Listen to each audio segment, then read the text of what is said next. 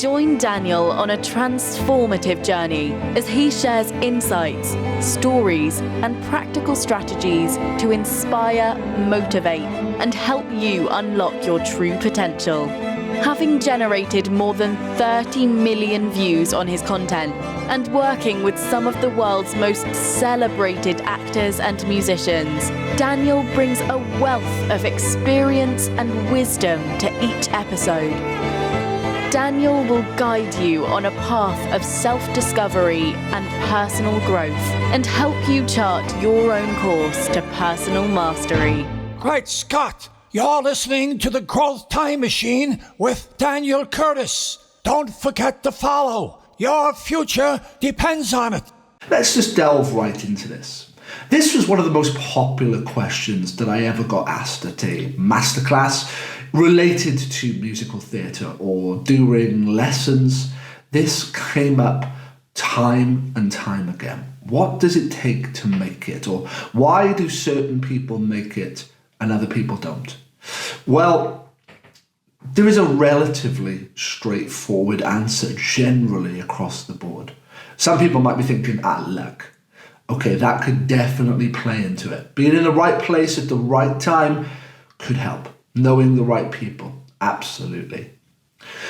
But knowing the right people because you have turned up time and time again is not luck. That is not luck. That is a consequence of action. If you've met a casting director 5 times previously because you put yourself out there to audition, that is not luck. Them calling you back as a result of knowing what you have done previously is not luck. No. And that's a massive misconception. Yes, you happen to be in the right place at exactly the right time and bump into someone whilst ordering coffee, and that leads to a conversation, and you then get an audition that very day and you walk in and get the job. Could be considered luck. Or, it could be again considered the fact that you were prepared to basically turn up that day and audition, that you had honed your craft to the point where you could actually do that and get the job and be good enough to actually undertake that particular position of which you put yourself forward for in the first place. Yes, maybe the opportunity in that kind of situation came from a chance encounter or a seemingly chance encounter. Yeah, there's so much more that goes into it. Okay, let's delve right in here. So, I've heard many stories in the past about Michael Jordan, potentially the greatest sports athlete of all time. MJ used to turn up before everybody else. He left after everybody else. He used to help put the team's jerseys out. He would go home, watch game tapes, do extra practice, eat this particular diet which was designed for him, and he made endless amounts of consequences in order to be great. The man, blood, sweat, tears, everything he had. He drove everything he had into being the best. And that's what he did. And anything else was not acceptable. His standards were the standards. And because everybody had an expectation on them to elevate themselves. Okay, maybe they weren't Michael Jordan, but he sure was not going to let them get away with being slack and poor. His standards raised the overall standard. There's something called the plus minus equals method that came out of sport. And it's a great little thing. And it kind of says that in order to improve, there should always be someone who's a plus. So plus being someone above your current level. There's always an equal.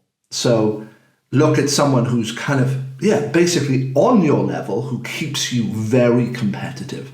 So you've got someone the same as you that keeps you very competitive because you are essentially trying to, let's say, outdo them. then the person above you is someone to elevate towards. And then there's the minus, which means someone you're able to support on the way up. So someone who isn't at the same place as you, but you can actively support their journey. So that's that plus minus equals kind of method. And it's a nice way of kind of thinking, and it's one that applies across the board. If you think you are the absolute best at something, fantastic. Well done, you. If you have come to that conclusion that there is nothing else you can possibly do from anyone across all time, then you are very, very lucky, because I can tell you, I am one of the most flawed people that lives, and there are countless people who I look up to. If we're talking about composition, Alan Menken, we're looking at people like John Williams, George Gershwin, Irving Berlin, Richard Rodgers, Cole Porter, the list kind of goes on and on and on, the Sherman Brothers. But yeah, I'm constantly learning, constantly. And what does it take to be great? It takes what Michael Jordan did, turning up early, leaving late, going home and obsessing about something. It's how much you are willing to inconvenience yourself in order to achieve something. That is a great way of looking at something. So here is the answer that I used to give to that simple question, really. What does it take to be great? What does it take to be great? And I have been fortunate enough to be in the room with people who are truly great and legends. And they are still in there, making great decisions, but asking, is this what you wanted? Can I take that again? Can I have another go, please? What were you thinking at this particular moment in a song? Am I conveying your message? They care. They break down those lyrics and break down that music. They are not just turning up and thinking, I've done this before, I can do this again. I'm good enough now, I can just rock out and sing something. They care. They really care. That's the difference. What I've seen between the absolute elite and those who are in the shadows of the elite. It's that preparation. It's the depth of care that they put into something that they perhaps don't even need to put into. So here's the answer to the question. I've gone around the houses. When asked, what does it take to be great? Well, I always say, what are you doing now? And the truthful answer, hand on heart, if you ask somebody in the theatrical industry, and people also within sport, because I can talk a little bit about that, but also I'm sure other industries, what are you doing to kind of push yourselves forward? And I have heard incredible professionals say, do one thing a day, send out an email a day, make that phone call. Absolutely, that could help you. Amazing. But the top, they're not doing one thing a day. They're doing 1,000 things a day. They're turning up and they are practicing 5-6 hours a day, maybe longer, some people.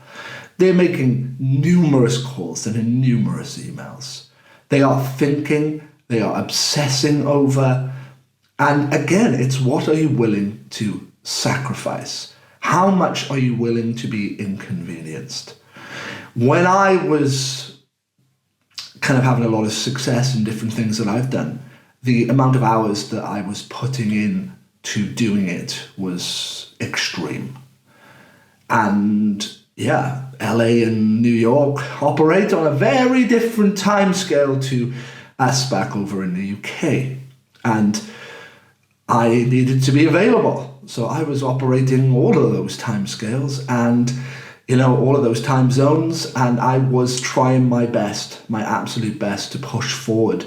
And that happened as a result. Anything that I have achieved, which is in any way notable, has come from physically putting myself at an inconvenience and perhaps those around me sacrificing as well. the sheer toll on the body to be more tired, to be working harder. But you will get there. You will, if you are willing to put in more effort than everybody else. And it's as simple as that. Put in more effort than everybody else. I forget exactly what Elon Musk said, but he was saying, right, if someone's working 8 hours a day, that's cool. But if I'm working 16 hours a day, I'm getting twice as much work done as them. But they're also working maybe 5 days a week, and I'm working 7. So basically, it takes him a couple of weeks to achieve essentially, what they would do in, over a month. And that's what he was saying. Work harder than everybody else. And there's a reason why he's the richest man in the world. He works harder than everybody else and took a lot of risks, a lot of gambles, and maybe there was a little bit of luck in there. But these people work hard. I know for a fact that, it's not always rosy for the top. I mean, the people who have 8 Academy Awards, Alan Menken, it's not easy. Some days, they don't want to write. They turn up and have to endure meetings and things which, are not inspirational to them. And they have to manufacture, and that's a great word for it, manufacture inspiration. Manufacture it, because it's not there. There is this crazy misconception that people are always motivated when they're at the top. Nobody's motivated all the time. If you've got something to be motivated about, fantastic. That can drive you forward. But it isn't about those days. It's about the ones where you have nothing. You feel like junk. But what do? The same as you did on the day you were motivated. That's it. You set your standard, and anything less than that, you have to find unacceptable. And if you put in 3 hours instead of 8 hours one day, is it going to make a huge amount of difference? I have no idea. I can tell you it will make a huge amount of difference if you drop from 8 hours to 3 hours permanently. I can guarantee you that will make a huge difference. But am I saying you shouldn't rest? No, I'm not. Try and enjoy your life. Try and live a life that suits you. But you've got to ask yourself, what are you willing to sacrifice? What is it worth to you? And if making it in the musical theatre industry or entertainment industry or sports industry is worth sacrificing 1 hour a day, then there's your answer. If it's worth sacrificing 10 hours a day, there's your answer. If it's 18, there's your answer. But I can tell you as a fact, if you are willing to sacrifice and pour your intention into the right stuff, and what do I mean by that? Making sure that you've got targets, that you don't just run around aimlessly, that you've sought advice wherever possible, that you are focused, then you will get there. And you will have yourself to thank, because you are ready for opportunity to strike. This was the Growth Time Machine. Go forth as ever with the promise of possibility.